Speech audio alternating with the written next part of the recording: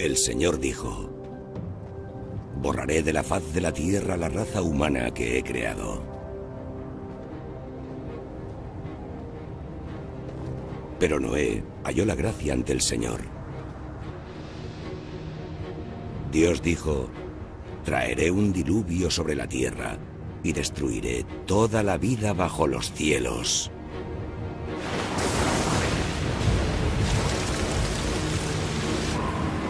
Así que constrúyete un arca.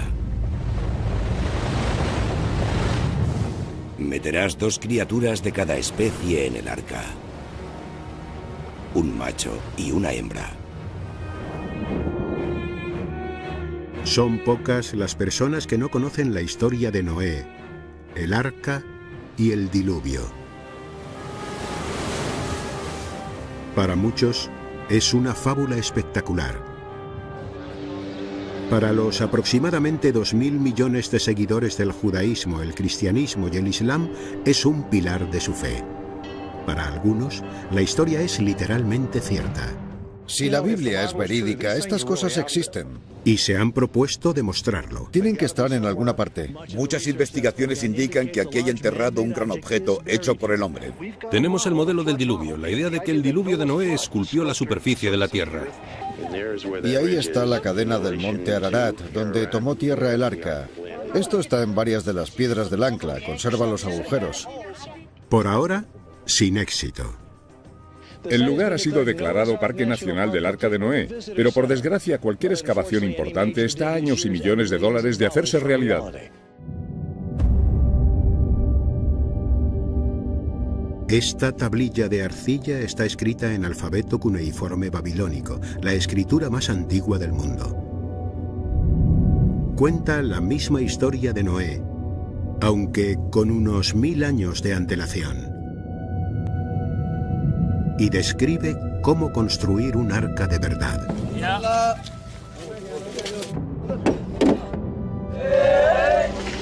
Esta historia no tiene la función de un cuento. De hecho, tenemos un conjunto de números y medidas reales porque están basadas en la idea de construir un barco real. Un equipo de arqueólogos e ingenieros se ha propuesto darle vida a esta arca. Existe esa mezcla de mitología y realidad. ¿Podremos lograrlo y hacer que funcione? Es el comienzo de un extraordinario viaje hacia el mundo perdido del antiguo Oriente Próximo. Esta no solo es la cuna de la civilización, sino de las religiones, del mito del diluvio. Un mundo en el que el apocalipsis del diluvio nunca estuvo muy lejos. Se dan enormes inundaciones que destruyen la infraestructura de la civilización y hacen imposible sobrevivir.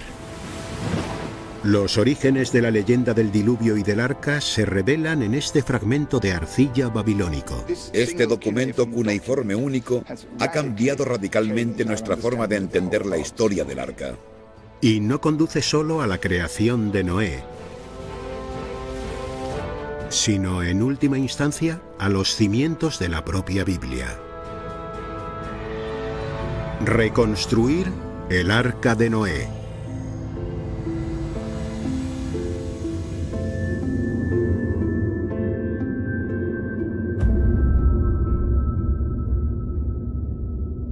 El viaje de la tablilla hasta su descubrimiento comienza en 1948.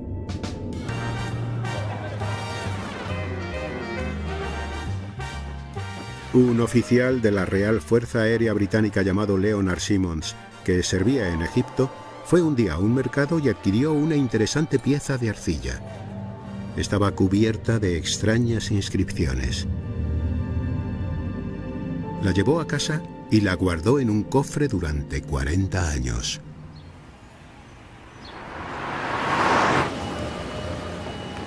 Mientras tanto, en el norte de Londres, el hombre destinado a desentrañar sus secretos crecía con una ambición poco corriente.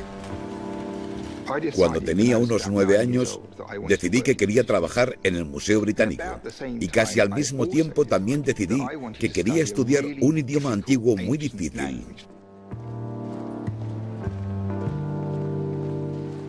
Así que pensé en aprender los jeroglíficos egipcios. Cuando llegué a la universidad con mi elegante libro de gramática bajo el brazo, solo recibimos una clase de aquel egiptólogo que murió al día siguiente. Y el profesor dijo que los egiptólogos no crecían en los árboles, pero que había alguien en el departamento que podía enseñarme un idioma antiguo y que enseñaba cuneiforme babilónico. Esta escritura es la manifestación más antigua de la escritura y me cautivó desde el primer momento. La escritura cuneiforme se originó en lo que ahora es el actual Irak, en una región entre los ríos Tigris y Éufrates llamada Mesopotamia. Aquí es donde surgió la civilización babilónica. Y fue aquí, durante el siglo XIX, donde los arqueólogos británicos recogieron 130.000 tablillas en cuneiforme. Estas se convirtieron en el centro del trabajo soñado de Irving en el Museo Británico y cumplió la ambición de su niñez. Un día, en 1985, un hombre entró en las atestadas galerías llevando una bolsa de plástico. Se llamaba Douglas Simmons y había traído algunas de las reliquias de su padre para ver si eran de algún interés. Sacó una colección de fragmentos y piezas de antigüedades de diferentes países. Un poco de China, un poco de Egipto y una tablilla en cuneiforme.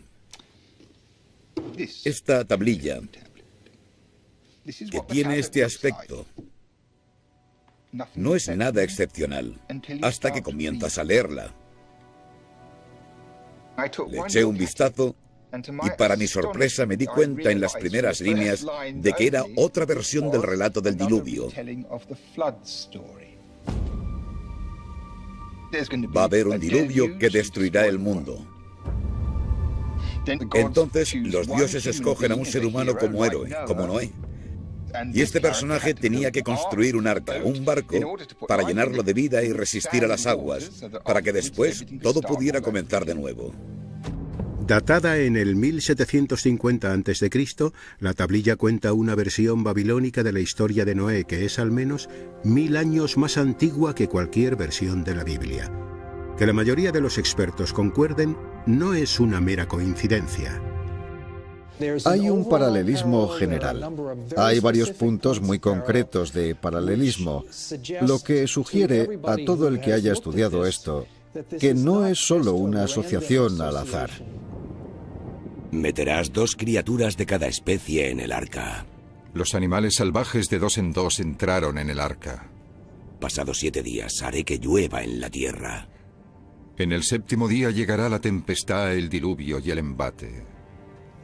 Existen notables y cercanos paralelismos con las historias mesopotámicas del diluvio. Aquí van un par. Cuando las aguas descienden, el héroe libera 3 o 4 aves. Noé abrió una ventana y soltó un cuervo.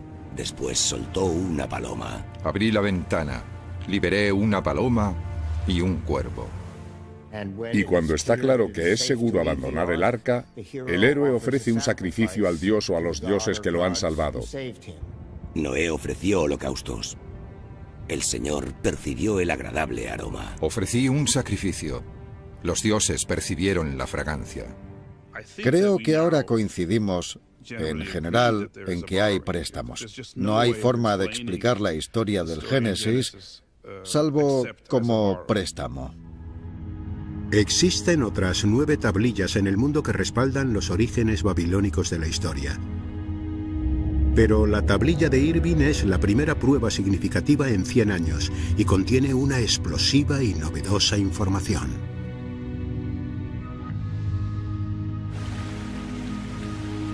De hecho, los hallazgos de Irving son tan extraordinarios que va a someter la fracturada antigua superficie de la tablilla a un estudio definitivo. En el Centro Internacional de Manufactura de la Universidad de Warwick, usan un análisis normalmente reservado para la ingeniería de precisión con el fin de hacer un modelo digital perfecto en 3 dimensiones de la tablilla, lo que permitirá a Irving volver a estudiar cada palabra hasta el último detalle. Nunca la había visto así. Habré visto más tablillas en escritura cuneiforme que casi cualquier persona del mundo. Pero como herramienta de descifrado, este proceso es extraordinario. Las primeras líneas sitúan la escena. Esta línea es el nombre del héroe del diluvio, como Noé. Es Atraham-Sis. Un día está en sus labores y llega un mensaje del cielo. Los dioses iban a aniquilar la raza humana mediante un diluvio. Y le dicen que construya un barco para salvar la vida. Por ahora, como Noé. Pero entonces llega el arca. En esta línea, el dios dice: el lepa taipasu, el barco que construirás, et serti kipatim, tendrá el diseño de un círculo.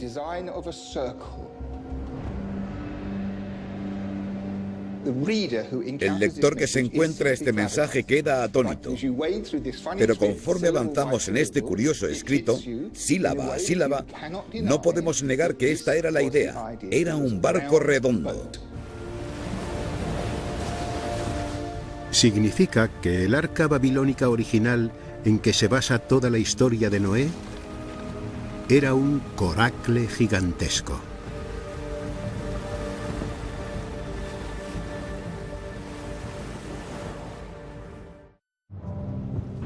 En el Museo Británico hay representaciones de los primeros coracles gigantescos del primer milenio antes de Cristo en Mesopotamia, lo bastante grandes para cargar piedra. ¿Transportaban también personas y animales durante una inundación? Se supone que es literatura y se supone que es mitología. Pero conforme avanzamos en la tablilla, descubrimos que se nos dan indicaciones precisas sobre cómo construir este objeto. La tablilla describe los componentes básicos. Baos y cuadernas de madera para el armazón, un casco hecho de cuerda de fibra vegetal y betún para impermeabilizar, todos expuestos con preciso detalle matemático. Las cantidades se han calculado en proporción al tamaño de la embarcación, por lo que no puede ser casualidad. En lugar de ser hechos inventados, números inventados, tenemos una serie de cantidades y medidas realistas, porque se basan en la idea de construir un coracle real. Si la legendaria arca se basó en un barco real, ¿podrían las instrucciones de la tablilla devolverla a la vida? Sinceramente, me parece que lo único que se podía hacer era tomar estas instrucciones línea por línea sobre cómo construir un coracle inmenso y construir un coracle inmenso. Quizá ahora sea posible esclarecer la realidad que esconde el barco más famoso del mundo. Pero para aprovechar esa oportunidad, Irving debe buscar un Noé real del mundo moderno.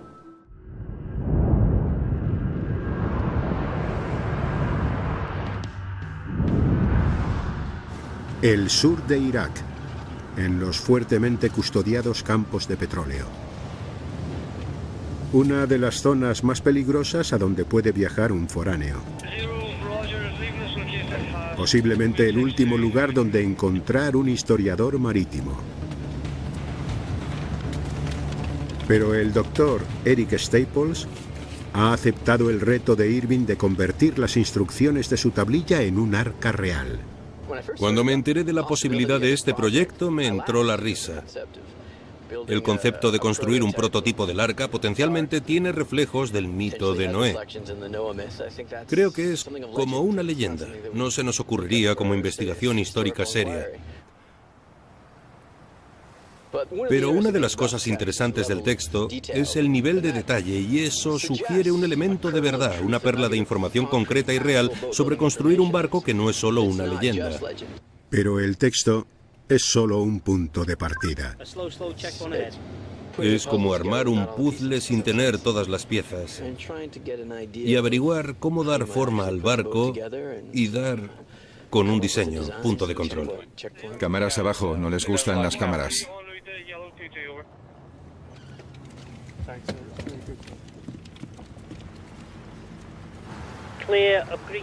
Este está resultando ser el mayor reto de la carrera de Eric. En los últimos 5 años ha formado parte de un equipo único especializado en convertir textos antiguos en barcos que funcionan. Su mentor es el veterano arqueólogo marino Tom Bosmer. Una de las cosas que me fascina es esta nueva forma. Todos tenemos nuestra imagen del arca, pero aquí volvemos a la original. Démosle una oportunidad y veamos si podemos hacer que funcione.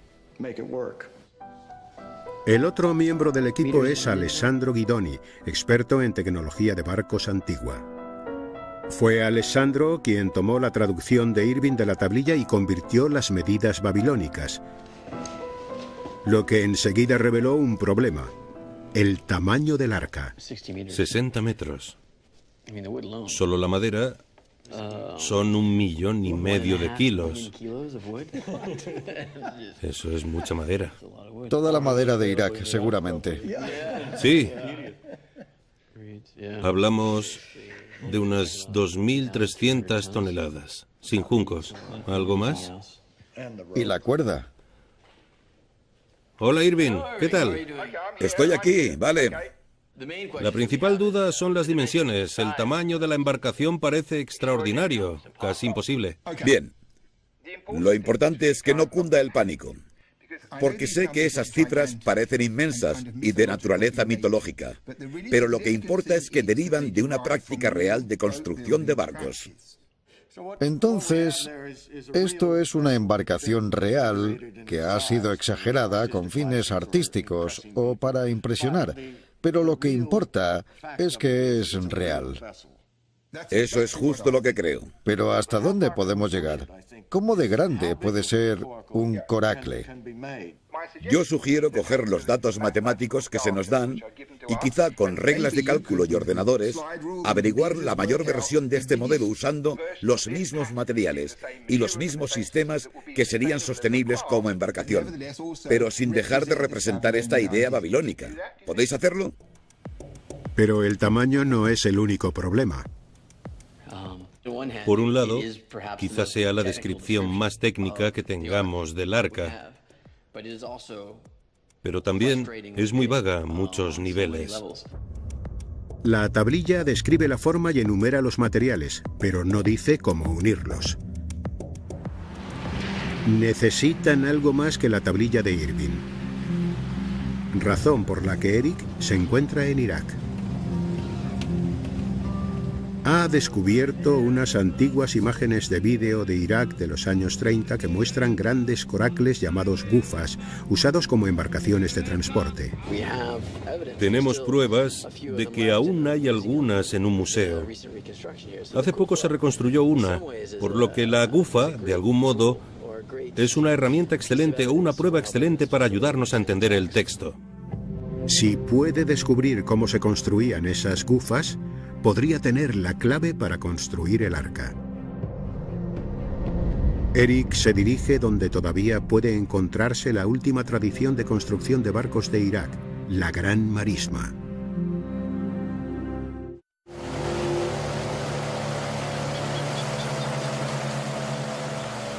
Hoy solo quedan 2.000 metros cuadrados del antiguo paraje que una vez se extendiera miles de kilómetros. Pero según Irving Finkel, este mundo de juncos y agua es donde nació la leyenda del arca. Debéis imaginar al dios Enki susurrando, hablando a estos juncos. Imaginad los juncos movidos por el viento, haciendo resonar las palabras. Muro, muro, muro de juncos, muro de juncos. Atrahasis, presta atención a mi consejo si quieres vivir eternamente. Destruye tu casa, construye un barco Los dioses iban a destruir el mundo con un diluvio y había que construir el arca. Con las modernas carreteras, puentes y lanchas de río, la Gufa quedó obsoleta. Eric ha quedado con uno de los iraquíes que sabe cómo se construían, el ingeniero doctor Assam Al-Wash.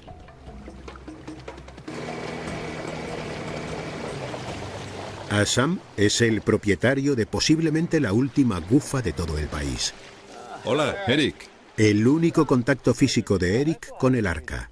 ¿cómo estás? Bien, bien. Esta es nuestra Gufa. Esta es la Gufa, estupendo. Tiene 2 plazas, es la versión deportiva. La versión deportiva, sí. La Gufa biplaza, estupendo. La construcción de esta Gufa comienza tejiendo en círculos, anillo sobre anillo. Se teje con técnicas tradicionales. La Gufa es una cesta de juncos con un armazón de madera impermeabilizada con una gruesa capa de betún, una especie de brea de base oleosa. ¿Puedo probarla? Claro, ¿por qué no? Vale. Eres un navegante nato. Sí. La Gufa está hecha de los mismos materiales descritos en la tablilla, pero está muy lejos de ser un arca. Un barco de este tamaño, frente al que estamos pensando en construir, es obviamente muy distinto. Es todo un reto. El grande es otra historia. No te alejes mucho. Es fácil mantenerla erguida, ¿no? Sí. Lo cierto es que es muy manejable. Debo admitir que la idea de que el arca de Noé fuera una Gufa no se me había ocurrido. Es un barco. Pero cuando me explicaron la idea, pensé que tenía sentido. ¿Sabes lo que se conocía en la época? Una barca redonda. Pensé que alguien podría haber intentado ampliar los límites de la tecnología de la época. Cuidado cuando se te crucen las barcas. Pero ¿cómo se llega a hacerlo? El ingeniero que hay en mí está muy intrigado. Lo único que Assam tiene para trabajar son las palabras de la tablilla de Irving. Construye el barco con un diseño circular usando cuerdas, juncos. Coloca 30 cuadernas. Eso tiene que ser madera. Sí. ¿Cómo se une todo? Ahí es donde entra la creatividad del ingeniero. Es posible. Tengo que pensar mucho en cómo hacerlo, pero es posible.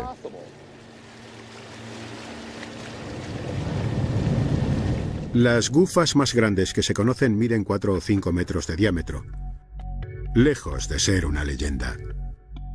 Para Assam, es hora de reflexionar fuera de la gufa.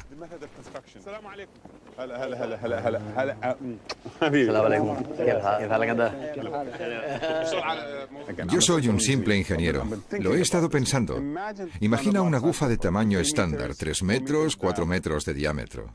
Bien, los límites de la tecnología de aquella época. Un enfoque modular. Si las unes, forman una gran gufa. Sí.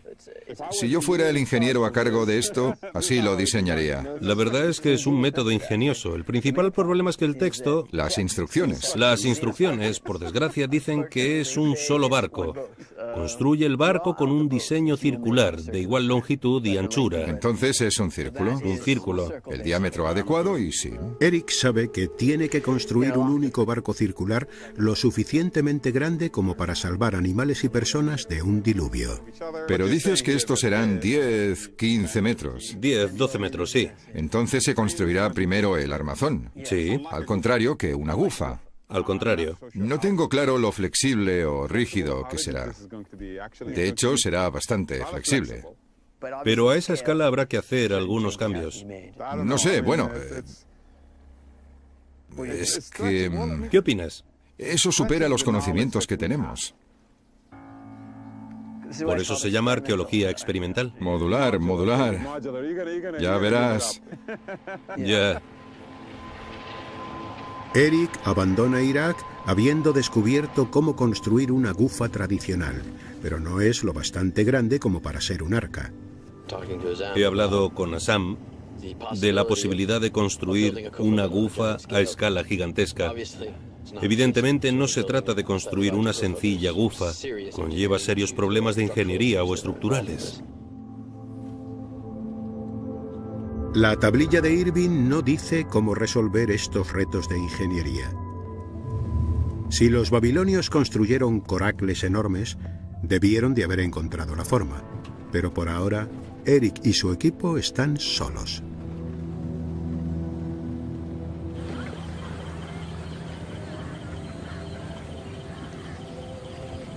En la leyenda babilónica, el arca descrita por la tablilla tendría este aspecto. Un inmenso coracle lo bastante grande para salvar al héroe y a todos los animales del mundo. Eric Staples sabe que no se puede construir con sus míticos 60 metros de tamaño, pero para construir un arca real que pudiera haber inspirado el mito, tienen que aproximarse lo máximo posible. El viaje de Eric a Irak no le ha dicho cómo, así que ha decidido que la única opción es coger los materiales enumerados en la tablilla de Irving y aplicar los conocimientos sobre construcción de barcos de que dispone el equipo. No abunda la literatura que describa el punto de vista del constructor de barcos babilonio, así que lo descubriremos con una especie de ingeniería inversa. La construcción del arca comienza por fin en el sur de la India. Los lagos y las vías navegables que rodean Kerala albergan una próspera industria naviera tradicional que tiene acceso a los mismos materiales descritos en la tablilla babilónica, pero lo que es más importante, los conocimientos para unirlos. El equipo de personas con las que hemos trabajado anteriormente en proyectos como este son constructores de barcos y fabricantes de cuerdas profesionales. De hecho, provienen de esta parte de la India, de Kerala. Yo diría que tienen una serie de conocimientos únicos, básicamente porque la mayoría de lugares han modernizado su industria de construcción naval. El primer lote de 2 toneladas de juncos llega al astillero.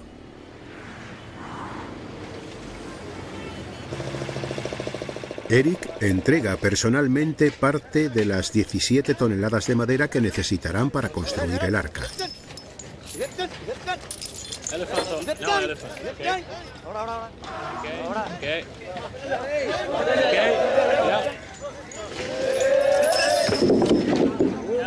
Con 12 metros de diámetro, este será el mayor coracle jamás construido en la era moderna. También está en los límites de lo que la tecnología tradicional permitirá, según su arquitecto Tom Bosmer. Las gufas más grandes que conozco tienen quizá 5 metros, 6 metros. Nosotros vamos más allá, hasta casi 13 metros de diámetro. Por tanto, estamos aumentando las fuerzas con las que tenemos que enfrentarnos de forma exponencial. De hecho, son 8 veces mayores que las de una de 6 metros. Calculamos que este barco pesará unas 35 toneladas y, por tanto, desde la base se ejercerán 35 toneladas de presión. El problema es que los laterales están relativamente poco reforzados y tienden a doblarse o plegarse. Tienden a hacer esto. Su solución es la única que Tom cree que podrían haber usado los babilonios, prácticamente una enorme jaula de madera. Las cuadernas se mantendrán unidas con tirantes de madera. Después, los baos entrelazados formarán la cubierta y las mantendrán rígidas. Por último, se evitará que el fondo se doble hacia arriba mediante un bosque de escoras. Se asemeja a un rompecabezas chino de piezas entrelazadas para controlar todas esas fuerzas. Es una combinación de elementos de compresión y tensión unidos para contrarrestarse entre sí. Y tratan de controlar toda esa fuerza.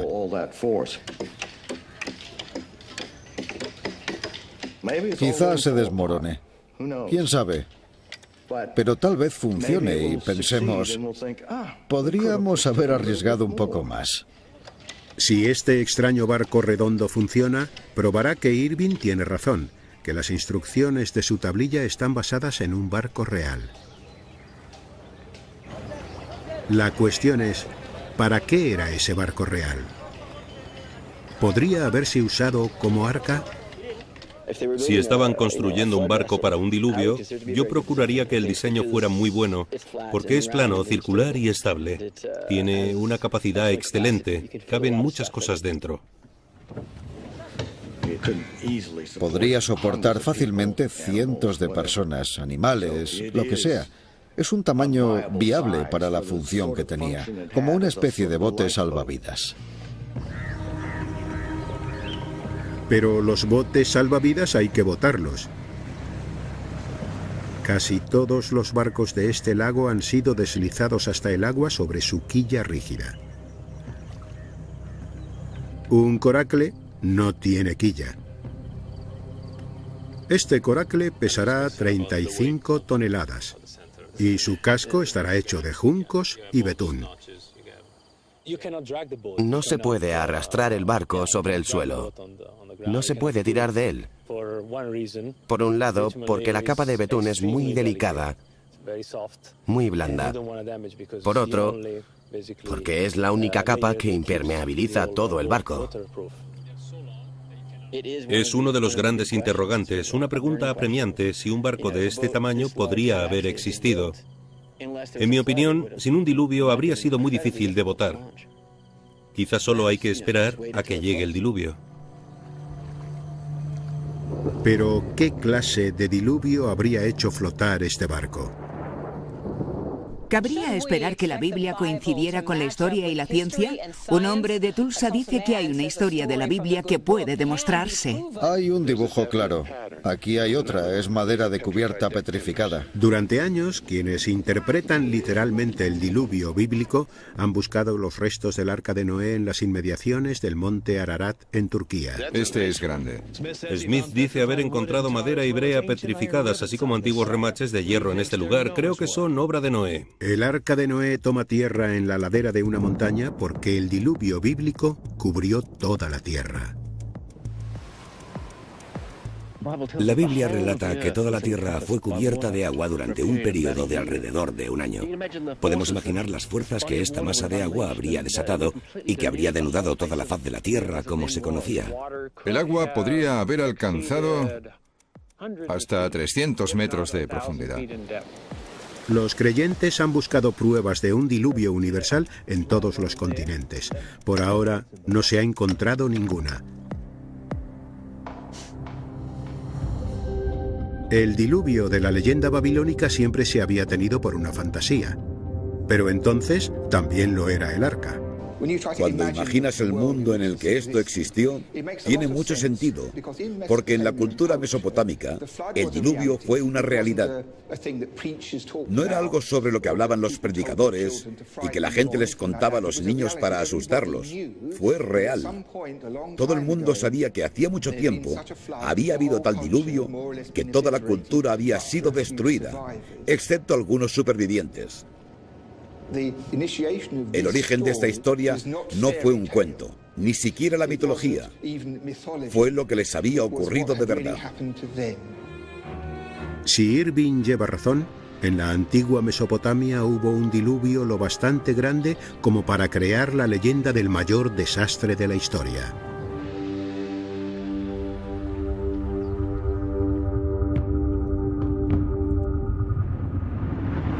El tiempo cambió de semblante.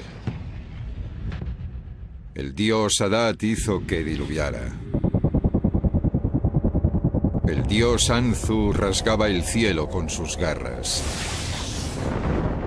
El diluvio bramaba como un toro, como un asno salvaje rebuznando. Los vientos rugían. La leyenda babilónica describe un gran diluvio catastrófico, igual que la historia de Noé. Pero por el contrario, la historia babilónica se desarrolla en un mundo real. Este era el centro de ese mundo. Corazón primero del imperio sumerio, después del babilónico. La antigua ciudad de Ur.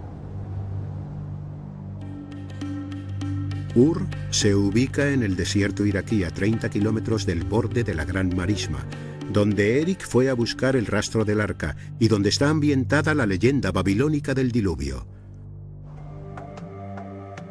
Las pruebas demuestran que hace unos 4.500 años el Golfo Pérsico medía 250 kilómetros más tierra adentro, lo que sitúa a Ur en la costa, rodeada por un delta de ríos y marismas.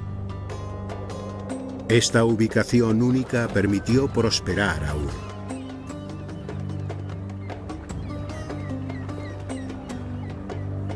En el 2500 a.C. era una de las mayores ciudades del mundo. Usando la misma tecnología de barcos descrita en la tablilla del arca, el comercio marítimo de Ur creció a lo largo de los siglos y llegó tan lejos como a la India. Y el resultado de ese comercio fue esto.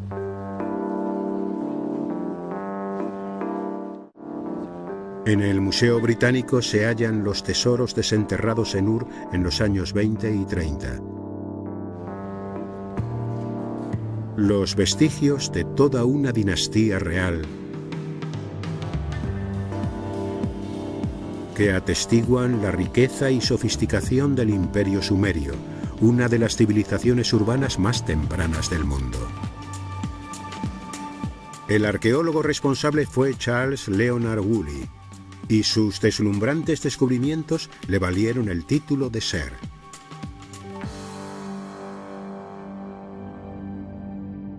Pero en 1929 Woolley halló pruebas de que había habido un estrato de civilización anterior que había sido totalmente arrasada.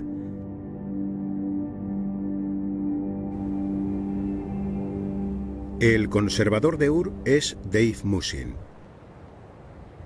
Su abuelo trabajaba junto a Woolley el día que ahondó en un estrato de sedimentos de río en algunos puntos de casi 3 metros de espesor. Descubrieron el estrato en todas las direcciones del yacimiento. Eso significaba que había habido un gran diluvio y pensaron que era el mismo diluvio de Noé, el gran hombre, el gran profeta de la época. Por supuesto, mi abuelo, todos los trabajadores se sorprendieron mucho de aquello. Datado en el 3500 a.C., el estrato de sedimentos de Woolley era la prueba de la existencia de un diluvio cataclísmico. Aquello trajo la fama a Woolley y convenció a muchos de que el diluvio de Noé tenía que ser cierto después de todo.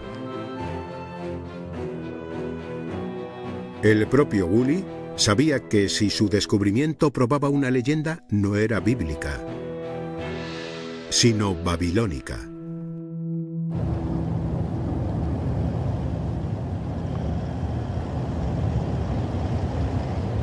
El único problema con el diluvio de Woolley es que cubría tan solo unos pocos kilómetros cuadrados. Jenny Purnell duda de que se corresponda con la leyenda de un diluvio que ha perdurado miles de años. Opina que hay pruebas más convincentes enterradas en las profundidades de la tierra de Irak. Hoy tomará la última de una serie de 130 muestras de sondeo. Una vez completa, ayudará a crear una imagen detallada de la historia del diluvio de Irak en los últimos 10.000 años. Va a excavar a solo 80 kilómetros de Ur. Hasta hace bastante poco, todo esto estaba cubierto por marismas. Vemos este sedimento gris muy claro, y esto es típico de las marismas de agua dulce de la zona. Eso significa que nuestra muestra habrá estado protegida por esta cubierta de marismas hasta hace poco, cuando se drenó. Esta marisma continúa drenándose para hacer exploraciones petroleras. Esta es la última oportunidad que tiene Jenny para extraer tierra no contaminada, esencial para una datación precisa. Esta muestra debería servir de fecha de referencia para todas sus otras muestras. 1 metro de barro iraquí de primera calidad. Esta marisma se drenó en 1973 y esto es del 2000 a.C., justo hacia el momento en que se escribió la tablilla del arca. ¿Podrá el tubo de barro de Jenny revelar finalmente la verdad sobre el diluvio?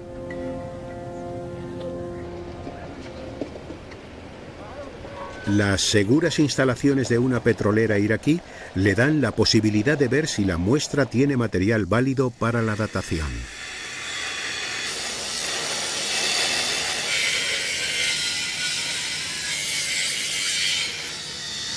Si hay pruebas del diluvio que pueda datar con precisión, ayudará a coordinar todos sus datos. Ya está. Fijaos. Tenemos depósitos de inundación bastante claros. Este bonito sedimento naranja. Esto nos indica que había un río que se desbordaba periódicamente y depositaba este tipo de sedimentos. Muy poco después quedó totalmente cubierto de agua y se convirtió en una marisma. Sabemos cuándo se drenó esta marisma. Lo que no sabemos es cuándo se formó. Si podemos obtener algunas fechas, podremos datar la formación de la marisma con todas estas muestras.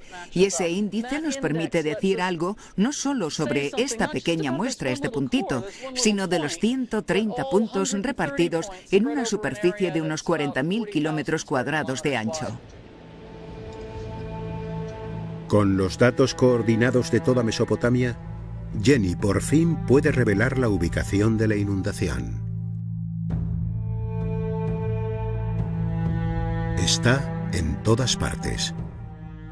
Cada año hay 2 inundaciones, en primavera y en otoño. El Tigris y el Éufrates también tienen supercrecidas cada 10 años, cada 100 años, cada 1000 años. La tierra de Mesopotamia está formada por capas de depósitos aluviales que se remontan miles de años. El diluvio de Guli en Ur data del 3500 a.C. En la cercana Kish hubo inundaciones en el 3000, 2900 y 2600 a.C. Inundaciones en Uruk, en Surupak, en Alejandría de Susiana y Bagdad. Y la lista continúa. Prácticamente cualquier persona que viviera allí experimentó una inundación. Cualquiera. Si le preguntaras a alguien si recuerda la inundación, respondería que sí. Por supuesto, recordarían una inundación totalmente distinta que tú o que yo, pero no importa, porque todos nos identificamos con esa inundación. Ese sería el motor del mito del diluvio en esta parte del mundo. Parece que la leyenda del diluvio no surgió de un único gran apocalipsis, después de todo, sino de siglos de inundaciones. Una de las misiones paralelas de mi investigación es clavar una estaca en el corazón de ese vampiro. No hubo una inundación, hubo millones de inundaciones, miles de inundaciones, cientos de inundaciones. Sé que voy hacia abajo, pero vale cualquier número mucho mayor que 1. Hubo inundaciones en cada aldea, en cada pueblo, en cada ciudad, en todo el sur de Irak durante un periodo de 5000 años. Según Jenny, las que más sufrieron fueron las ciudades, irónicamente, al tratar de protegerse de la crecida. Obviamente no quieres que el agua entre en la ciudad hasta tu puerta, así que empiezas a canalizar los cauces, construyes muros, intentas controlar la crecida, construyes presas y diques en los cauces que atraviesan la ciudad.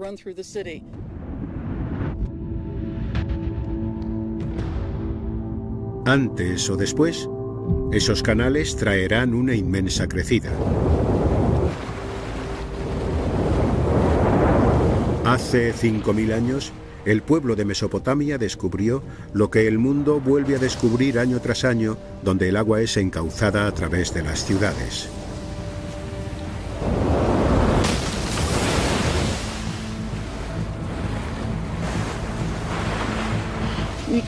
Se crea lo que llamamos sistemas frágiles, es decir, cuando funcionan bien, funcionan muy bien, pero cuando llega una crecida grande, destruye los sistemas de riego y se inundan las ciudades, los campos. Al intentar contener el agua, aumentamos las posibilidades de que una crecida normal sea desastrosa.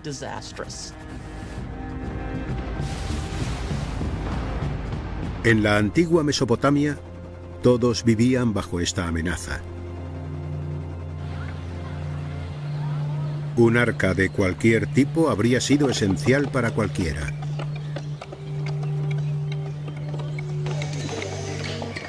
Los barcos redondos eran comunes, pero ¿construyó alguien uno lo bastante grande como para inspirar la leyenda del arca? En la India, el equipo de Eric trata de averiguarlo construyendo el arca descrita en la tablilla babilónica de Irving. Han comenzado el armazón de 60 cuadernas de madera. La siguiente fase es fabricar el casco del arca con juncos. En esta línea está la palabra kannu y la palabra aslu. Kannu se refiere a cuerdas y aslu es un tipo de cuerda de juncos. Y estas cosas entretejidas conforman el cuerpo redondo del barco. Y se necesita mucha cantidad, muchísima en realidad. Esto será la base, el núcleo del arca. Es el punto de partida del casco del barco. Es solo el comienzo, solo 1 metro, medio metro. Falta más de 1,5 kilómetros para terminar el barco. Tenemos una pequeña espiral que luego empieza a crecer hasta tener una espiral inmensa que sigue aumentando y cada vez es más ancha, se alarga más y más. Pero la idea es ir creando poco a poco una especie de cesta gigantesca o una gufa gigantesca.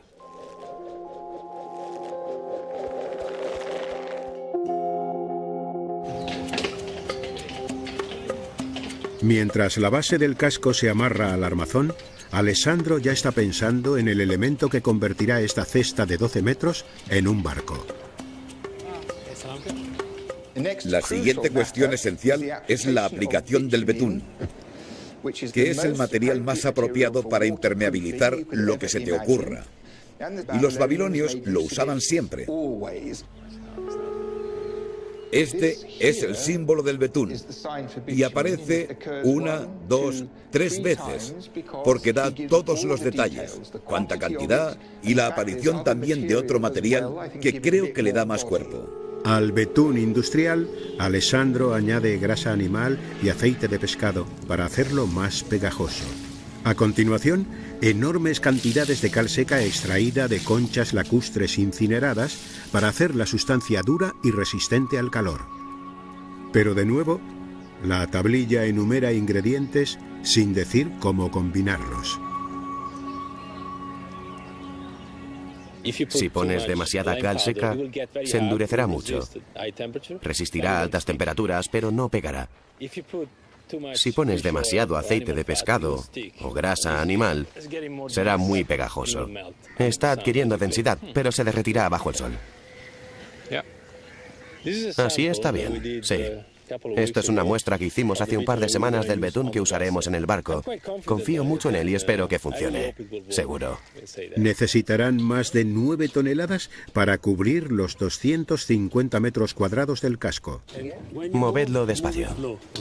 Cada centímetro cuadrado debe ser impermeable. Es posible que nadie haya construido una embarcación como esta en 4000 años, y están empezando a asimilar su enorme complejidad. ¿Cómo narices vamos a gobernar este barco? ¿Cómo lo llevamos de A a B? ¿Cómo de realista es usar un barco como este? ¿Cómo de fácil es cargar y descargar el ganado, por ejemplo? Hasta que no lo echemos al agua y lo carguemos, todo eso lo determinará que llegue a flotar y a funcionar.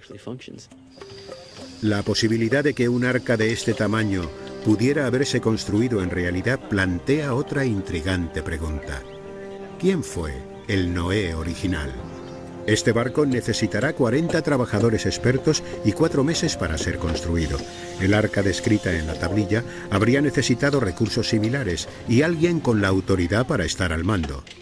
Creo que si eres un individuo poderoso, alguien en quien la gente confía, la idea de construir un barco que pueda salvar a la comunidad creo que es una razón muy convincente para construir algo así.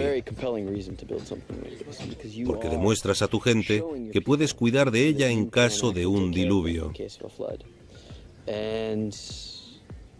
En última instancia, eso aumenta tu autoridad y tu estatus al mismo tiempo. Esta podría ser la realidad de la historia babilónica del diluvio. Un arca construida para un mundo de inundaciones catastróficas reales.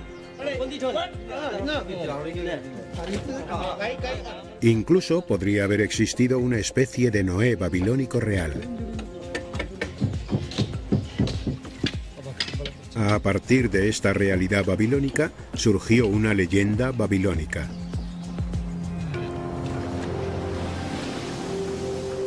De algún modo, esta se convirtió en la historia del que hoy todos conocemos como Noé.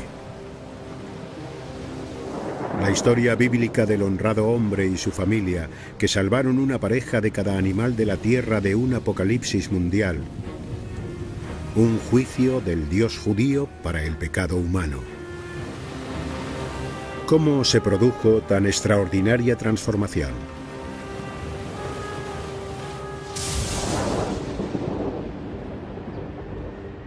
Esta misma pregunta la planteó hace 150 años un héroe de Irving Finkel llamado George Smith. Fue Smith el primero en traducir las miles de tablillas de arcilla del Museo Británico. En 1872 tropezó con la primera prueba de la existencia de un Noé babilónico. Cuando Smith leyó la tablilla y sus ojos avanzaron por las líneas de escritura cuneiforme, advirtió que había un paralelismo muy cercano con la historia del Génesis. Se llevó una sorpresa increíble. Se le cayó esta tablilla, literalmente, algo que no voy a hacer ahora, y empezó a correr por la habitación, sujetándose la cabeza y haciendo ruidos extraños. Incluso trató de arrancarse la ropa. Seguro que hubo muchos viejos clérigos que dijeron: ¿cómo osas cuestionar nuestras escrituras sagradas? Tenemos de nuestro lado la gran antigüedad y el lenguaje sagrado y al rey Jacobo, etcétera, etcétera. De pronto nos encontramos con este fragmento de a saber qué. ¿Qué rayos es esto? No me lo creo, no puede ser. Y todo eso. Pero resultó que tenía toda la razón. Lo que los clérigos no apreciaron fue el poder de la cultura babilónica, transmitida por la mayor invención de la antigüedad: la escritura. Esta escritura se denomina cuneiforme y vamos a escribir vuestros nombres con este sistema de escritura. En primer lugar, la escritura cuneiforme ha sido la profesión de Irving, así como su absorbente pasión, durante más de 40 años. Regularmente imparte clases a escolares en el Museo Británico. Os voy a convertir en alumnos babilonios. Esta es una tablilla de ejercicios de una escuela antigua. Está hecha de arcilla aplastada y se escribe en la superficie de la arcilla. Nunca escribieron en papel o papiros como los egipcios. Según Irving, la escritura cuneiforme transformó la historia de la humanidad. La escritura no surgió por la necesidad de registrar la historia o de escribir poesía o algo similar. En realidad surgió por la necesidad de la primera forma de administración tributaria. Es un hecho muy entristecedor. Para el recaudador de impuestos babilonio, los dibujos de productos como espigas de cebada tenían una función obvia. Pero el temprano libro contable basado en dibujos pronto se convirtió en algo más complejo y expresivo. Alguien tuvo la idea de que cuando se hiciera un dibujo que se pareciera a algo, podías, si querías, interpretarlo por el sonido de ese algo. Es un hecho muy importante. Aquí, por ejemplo, hay una tablilla con el símbolo de la cebada. La palabra es se. Entonces, cuando alguien dibujaba este símbolo, podía significar cebada pronunciado como se, o podía no tener nada que ver con el significado de cebada, siendo solo una sílaba. ¿Cómo te llamas? Adam. Adam. Si dividimos el nombre Adam en sílabas, tenemos Ada-am. El primer lenguaje escrito no se basaba en un alfabeto, sino en una serie de sílabas. Fue un avance de suma importancia para la raza humana, porque eso significa que de pronto todos los símbolos que no eran más que dibujos podían usarse para escribir sonidos. Y en cuanto eso ocurrió, fue posible registrar el lenguaje propiamente. El sistema es tan sencillo que en cuestión de minutos los niños traducen sus nombres ingleses a versiones cuneiformes. ¿Vamos todos bien? ¿Nadie se ha atascado? Pero ahora llega lo difícil. Escribir en arcilla. No lo presionamos con la parte plana, sino con el borde. Presionamos así en la arcilla y levantamos. ¿Lo ves? Sí. Hay una línea con un triangulito arriba. Para los escribas de la antigua Mesopotamia, el uso de una tablilla de arcilla era increíblemente liberador. Había un suministro ilimitado de materiales de escritura en el barro del río sobre los que escribir, y cañas para elaborar un estilete.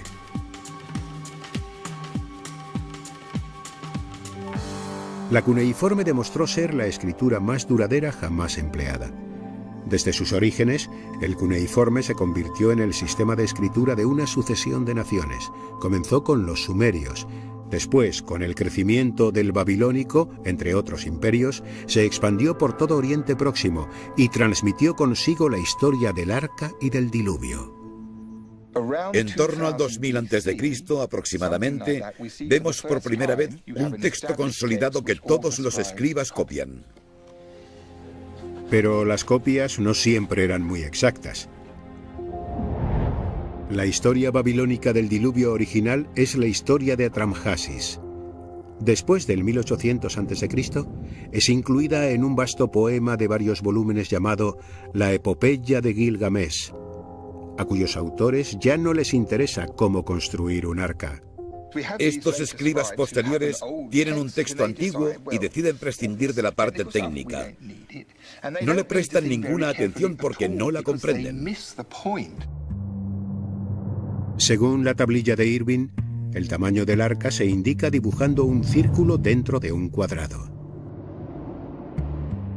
Se quedaron con esa parte, que la longitud y la anchura eran las mismas, y olvidaron o no advirtieron que en el interior, en realidad, había un círculo. Así que el arca de Gilgamesh acabó teniendo una base cuadrada. Es como una especie de rascacielos. ¿Qué pasaría si lo pusiéramos sobre el mar? Se hundiría, sobre todo si estuviera repleto de animales. Es totalmente inútil. ¿Quién construiría un barco cuadrado? Pero ahora, la historia ha perdido toda conexión con la realidad. Conforme se propaga por la región, cada vez más lejos de su origen, en Mesopotamia, navega a la deriva en un viaje literario en solitario, adaptándose a las necesidades de cada nuevo traductor. Hasta la fecha, nadie ha podido establecer cuándo o cómo acaba convirtiéndose finalmente en el relato de Noé.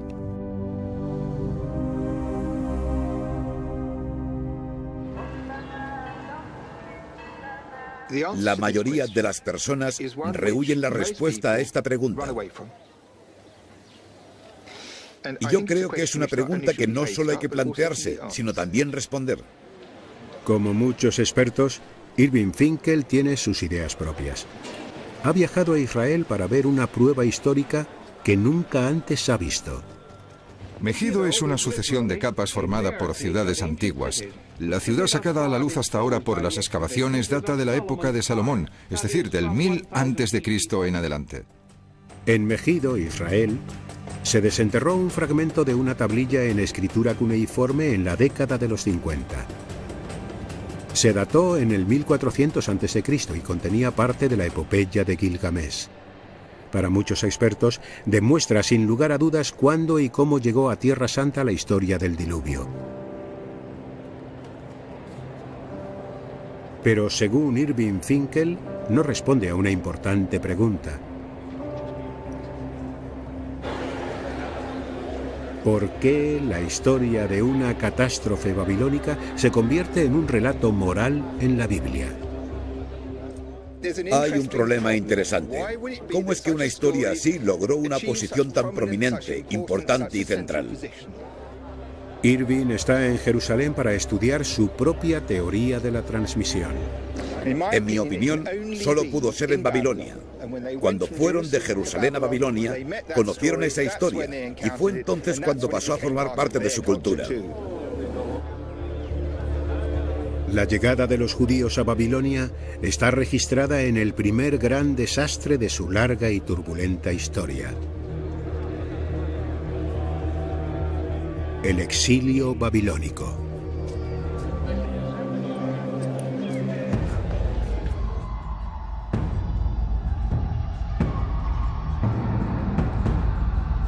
En el 597 a.C., el soberano babilonio Nabucodonosor saqueó la ciudad de Jerusalén, lo que entonces era Judea. En el muro del Museo de Israel se encuentra la única representación que se aproxima al verdadero horror del ataque.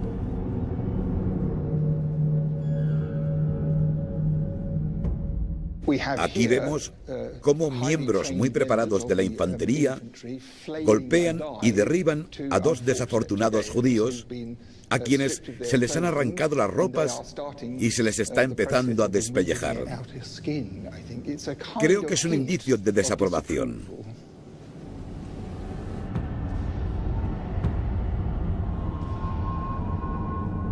Es la única imagen cinematográfica de que disponemos donde se representa una escena muy similar, con las mismas emociones, la confusión apoderándose de la gente. El motivo del ataque fue que los habitantes de Judea se negaron a pagar tributos al soberano babilonio. En el 597 llegó Nabucodonosor. Vaciaron el templo, todo el oro y la plata, todo lo que tenían para dárselo y que no destruyera la ciudad.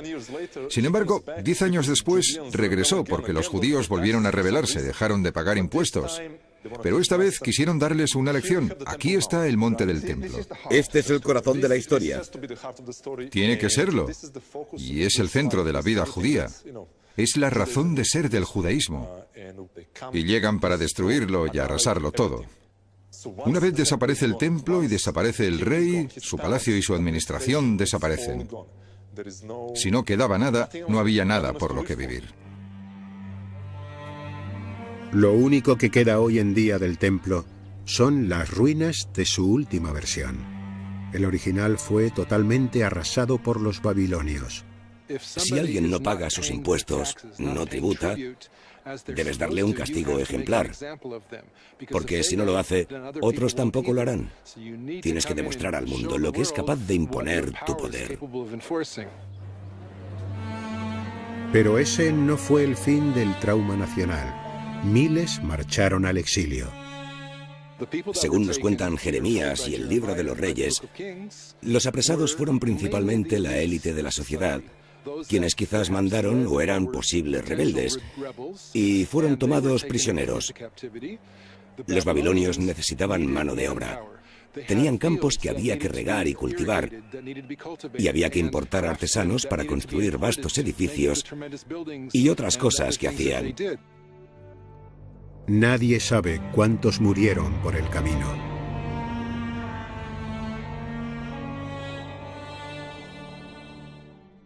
Posiblemente muchas personas pensaran que era el fin del mundo como lo conocían, y quizás el final del período mundial. El templo fue destruido, ya no había sacerdotes, y en última instancia fue atribuido a la acción divina. Dios los castigaba por no poder cumplir los términos de su acuerdo, su alianza con Él. Lo único que no podían hacer para buscar consuelo era leer la Biblia, porque no existía. Antes del exilio, no tenemos unas sagradas escrituras propiamente dichas. Tenemos textos que comienzan a tener gran autoridad, pero no sabría decir hasta dónde llegaban, qué grado de precisión tenían de lo que se conocía del Génesis antes del exilio babilónico. Fijémonos en este paisaje que se extiende ante nosotros. desnudo, lleno de misterio, de peligros ocultos, de un futuro impredecible. Esta es justo la idea que ocupaba las mentes de estas personas mientras caminaban en fila bajo el poder del ejército babilonio. Pasaron de la seguridad y la familiaridad a este espacio vacío, hacia un futuro que nadie, ni por un momento, podría haber vaticinado. Pero si la teoría de Irving es correcta, su encuentro con la poderosa cultura de Babilonia ayudaría a completar sus inacabadas escrituras sagradas, incluida la historia del diluvio y del arca.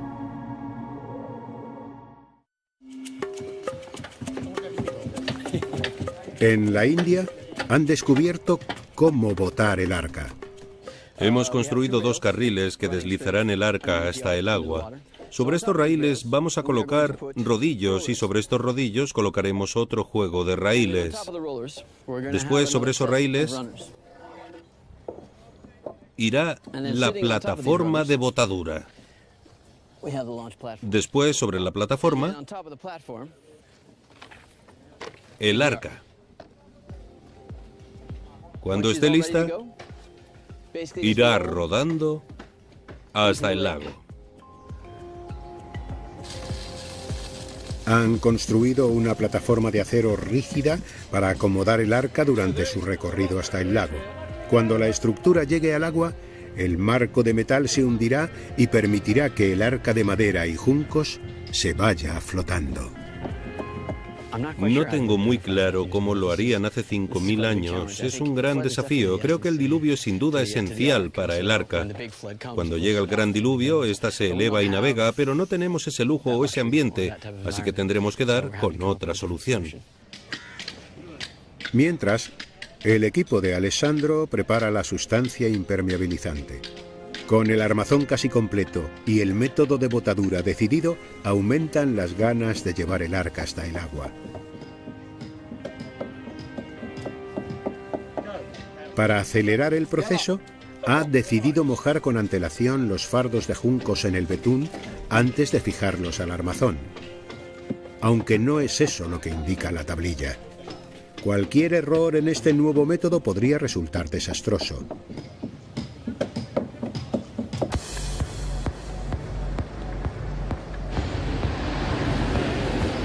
Irving Finkel ha viajado a Berlín en busca de la antigua Babilonia.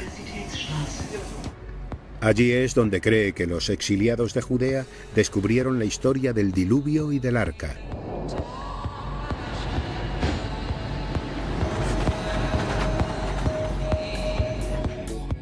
El Museo de Pérgamo del Antiguo Oriente Próximo alberga la mayor colección de reliquias babilónicas del mundo. Su pieza central es una reconstrucción a escala real de la entrada de Babilonia, construida por el rey Nabucodonosor.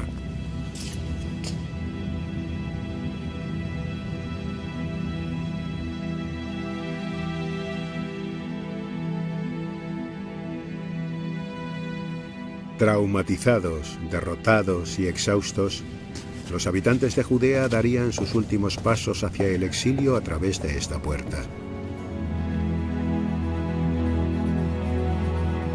Al otro lado se extendía un nuevo mundo, pero no sería la prisión que habían estado temiendo. Babilonia era la ciudad más rica y cosmopolita del mundo, una tierra de oportunidades. La Nueva York del siglo VI a.C. El nombre de Babilonia ha inspirado siempre un mundo de exorbitante riqueza, poder y decadencia. Es una imagen que comienza con la Biblia.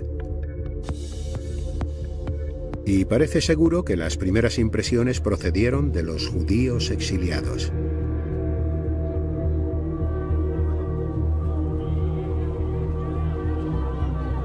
Por ejemplo, el inmenso zigurat del núcleo de la ciudad se convierte en el símbolo último de la arrogancia humana. La Torre Condenada de Babel.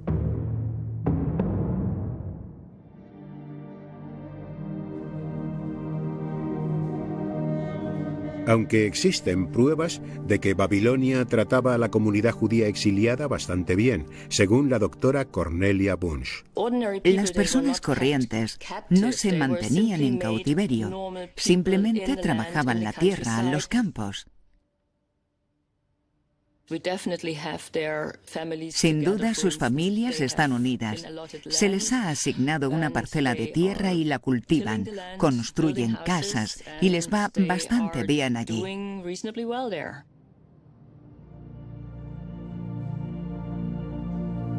Comenzaron a adoptar la cultura predominante. Las imágenes del gran rey babilónico Marduk dominaban la ciudad. Marduk aparece grabado en el sello, la tarjeta de visita a todos los efectos del judío llamado Arikam. Este es Arikam, en una postura de adoración, con la mano derecha elevada y la palma mirando hacia el rostro, y una pala en primer plano, que es el símbolo del dios Marduk, el más elevado del panteón babilónico. Arikam no tiene problema en usar este sello, y por otro lado nombra a sus 5 hijos por sus nombres hebreos, usando el nombre de Dios en ellos. Por tanto, se muestra como una persona de ascendencia judía, pero por otro lado, como hombre de negocios babilonio. Lo que observamos es que adopta los elementos de la cultura local muy deprisa. Empiezan a usar nombres que encierran ideas religiosas babilónicas. ¿Hasta dónde llegó esa asimilación? Irving Finkel opina que llegó hasta los cimientos de la Biblia. Ha quedado con un amigo y colega del Museo de Berlín, Akim Matzan.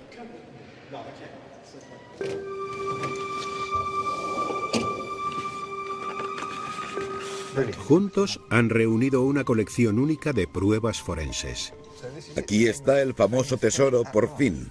La cual revela un conjunto extraordinario de conexiones entre la literatura babilónica y las escrituras judías. Esta es la famosa pieza de Gilgamesh, procedente de la tercera tablilla. De acuerdo. De la tercera tablilla. Gracias. Que disfrutes. Hay una historia sobre un rey llamado Sargón, al que siendo un bebé, su madre colocó en una cesta redonda y lo arrojó a la deriva para evitar que lo descubriesen. Hizo una pequeña arca con juncos y betún. Colocó dentro al bebé, puso el arca en el río y la dejó ir. Bien, esta historia tiene un evidente parecido con una del libro del Éxodo, pues Moisés tenía el mismo origen. Hay una lista de los primeros soberanos del mundo longevos, similar a la lista de descendientes de Adán en el libro del Génesis.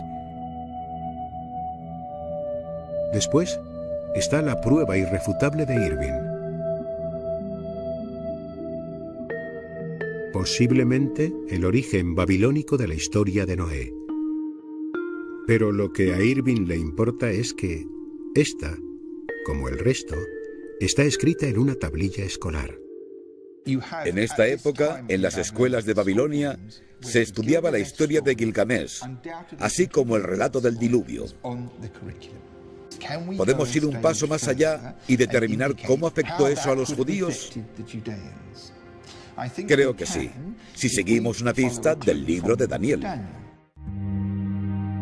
En el libro de Daniel, entre los milagros y las fábulas, podría esconderse algo de historia. Como hijo de un noble de Judea, Daniel y sus amigos habrían aprendido a leer la escritura cuneiforme. Como comprueban los escolares de Londres, aprender la escritura cuneiforme no es tan difícil. Hay que pensar que estos niños que, de pronto, se encuentran aprendiendo en un programa de estudios estructurado, los símbolos, la gramática, los relatos, los proverbios, las matemáticas, todas estas cosas intelectuales, probablemente se sentirían como pez en el agua, se sentirían cautivados. Y una de las cosas que vemos en el programa que tendrían en clase son estos relatos, los relatos básicos babilónicos que acabaron incorporados en el hebreo de Judea. Presiona un poco. Si Irving está en lo cierto, las historias clave de los cimientos de la Biblia fueron adquiridas en las escuelas de Babilonia. Creo que fusionaron sus propias tradiciones con las nociones babilónicas de la historia del mundo, pero las encajan muy bien en el contexto de su propia religión. Fue en Babilonia donde los exiliados tomaron sus tradiciones que habían conservado de Jerusalén. Primero les dieron forma en la Torá y por último en la Biblia, como un todo. En este momento se están decidiendo los componentes significativos de las tres grandes fes del mundo. Pero ese futuro se mantiene a la espera, mientras los judíos permanecen en Babilonia.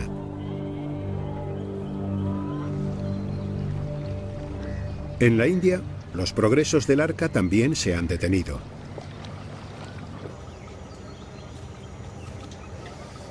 Alessandro ha descubierto que la mayor parte del betún que ha aplicado a la base del casco se ha derretido y se está desprendiendo. A estas alturas es bastante catastrófico.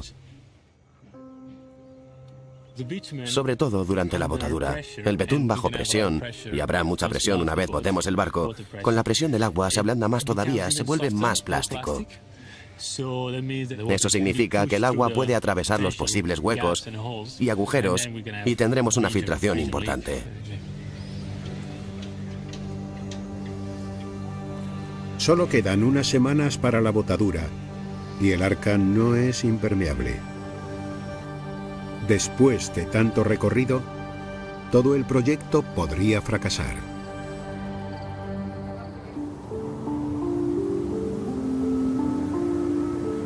En el 537 a.C. se permitió a los judíos regresar a Judea. Iniciaron la tarea de reconstruir la antigua Israel con un nuevo templo y unas únicas escrituras sagradas, la Biblia.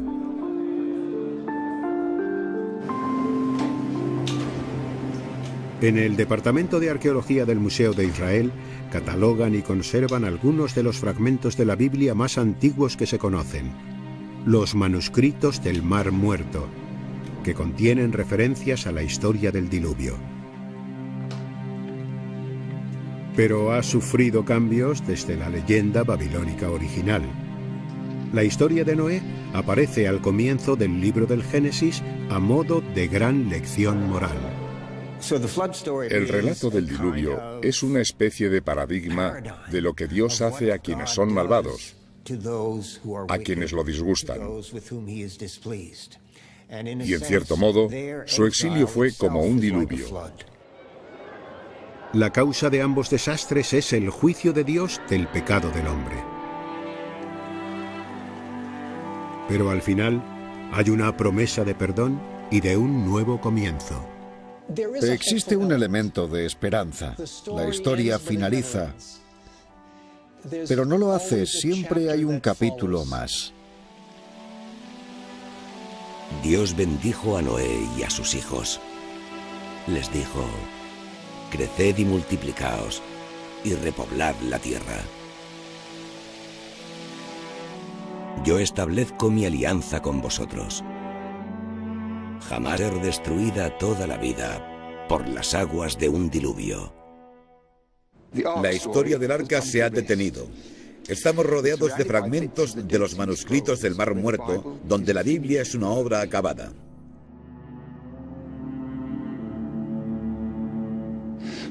Pero a muchos les sorprendería saber que su visión de Noé en su arca está entendida desde el ángulo equivocado. Con la ayuda de esta nueva tablilla, podemos mejor que nunca observar la historia desde la otra perspectiva. Es como mirar al pasado. Así, vemos los orígenes de esta historia, cuyas raíces son en realidad babilónicas. Lo más importante es que para los babilonios el arca era redonda, era un coracle, un barco como el que se usaba en los ríos. Esto es algo que nadie había sospechado porque, para nosotros, la historia nunca había tenido raíces en un hecho real de este modo. Hicimos esta traducción, se la pasamos a los ingenieros, quienes supongo que han estado construyendo este barco en la India. Me gustaría ir ahora y ver lo que han hecho con la información que les he entregado. En la India, la teoría de Irving sobre que la leyenda se basó en un barco real está a punto de ser sometida a prueba.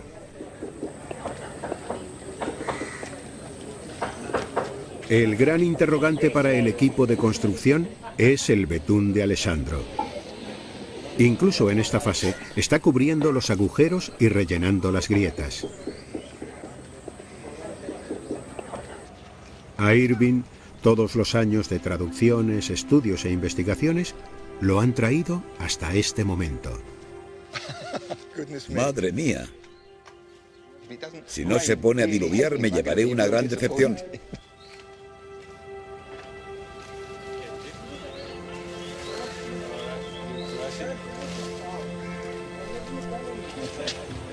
Me alegro de verte. Bienvenido. No me lo puedo creer. Bienvenido.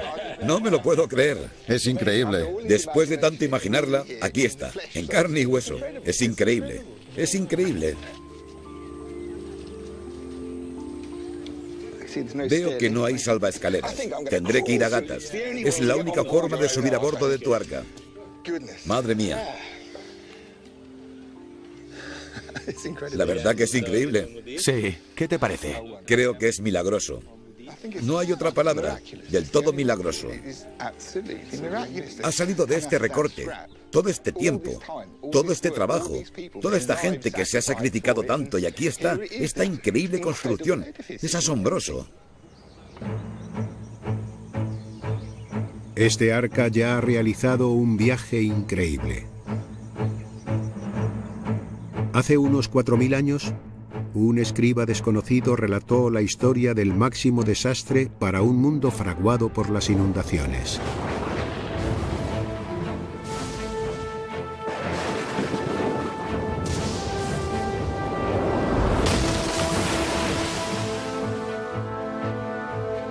Imaginando un arca, escogió la única embarcación que conocía.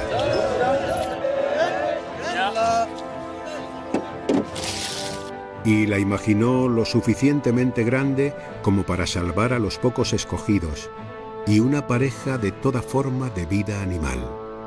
4000 años más tarde, una extraordinaria serie de coincidencias hizo llegar esta historia al hombre más capacitado del mundo para descifrarla, Irving Finkel. La única pregunta que queda en el aire es: ¿funcionará el arca? Tras meses de intenso trabajo, el arca babilónica de 35 toneladas está lista para entrar en el agua.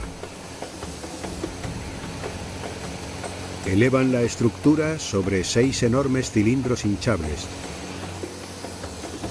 y la preparan para su corto trayecto hasta el lago. Se está elevando y el armazón no se mueve. El momento de la verdad será su primer contacto con el agua. De pronto tendremos mucha presión en toda la base. Calculamos que esta cosa pesa 30 o 35 toneladas que ejercerán presión hacia arriba cuando entre en el agua. Lo peor sería que se rompiera y se deformara. Se desharía en pedazos. Eso nos preocupa mucho. La clave será la impermeabilización de Alessandro. Se apresura a cubrir cualquier zona dudosa, pero llegados a este punto ya hay poco que hacer. Ya están listos. Va a avisar con el walkie-talkie.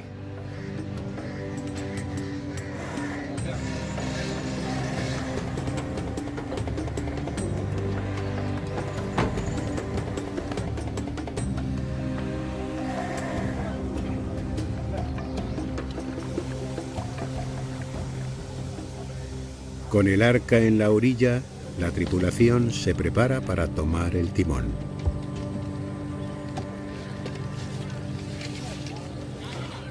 En la leyenda babilónica, este es el momento en el que el héroe, Atrahasis, sube a su familia a bordo. Seguida por todos los animales de Babilonia de dos en dos. El arca descrita en la tablilla habría tenido otras prioridades. Se calcula que esta embarcación podría alojar a toda una comunidad de personas con sus ganados bajo la cubierta.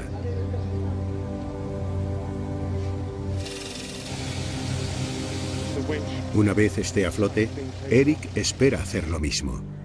Si no se hunde. El arca ha recorrido los últimos metros hasta el agua.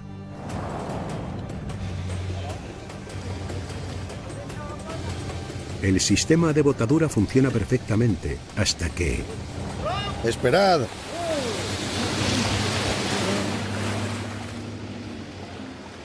El cilindro frontal se suelta de pronto y arroja el arca al lago. Irving no se da cuenta de que la botadura no debería producirse así. Flota, flota. Es maravilloso, es del todo maravilloso. Está flotando, se mueve, está flotando. No se hundirá. Estamos flotando. Buenas noticias. Aunque también hay malas noticias, y es que está entrando una barbaridad de agua ahora mismo. No se sabe si el impacto ha deformado el casco o si la capa de betún ha fracasado. La tripulación trata desesperadamente de taponar las vías de agua. Y todas las bombas que hay a bordo se ponen a trabajar. Mientras tanto, Irving, incapaz de contener la emoción, se prepara para subir a bordo de su arca. Es un momento con el que ha soñado 30 años. Bienvenido a bordo. Gracias. El recibimiento es cálido, pero no hay buenas noticias. Está entrando mucha agua, la mayor parte por los agujeros de las amarraduras. Vaya. Sí. Cierto, ya lo veo. ¿Puedo hacer una pregunta acuciante? ¿Qué hay de la orquesta? ¿Ha tocado sin parar? Hemos movido las tumbonas. En estos momentos el arca de Irving se está hundiendo técnicamente. Toda idea de subir a bordo personas y animales queda descartada. Solo les queda una última esperanza. Traen una enorme bomba flotante.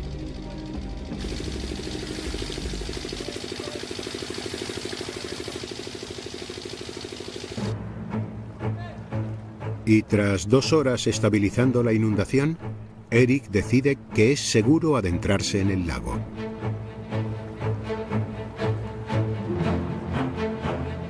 Pese a sus problemas con el betún, el resto de los aspectos del diseño de esta antigua embarcación ha funcionado. El arca le ha dado la razón a Irving. Al estar en la cubierta de este barco, en cierto modo estamos sobre los cimientos del diluvio, el mito, la historia de Noé que recorrió el mundo. Porque esto es una reencarnación de cómo los babilonios veían este barco. Y de hecho es así. Este es el barco que lo originó todo. Ese relato milagroso conocido en todo el mundo. Es firme como una roca. Totalmente fiable. Es un viaje de lujo, pero transmite una sensación fantástica de orgullo y deleite.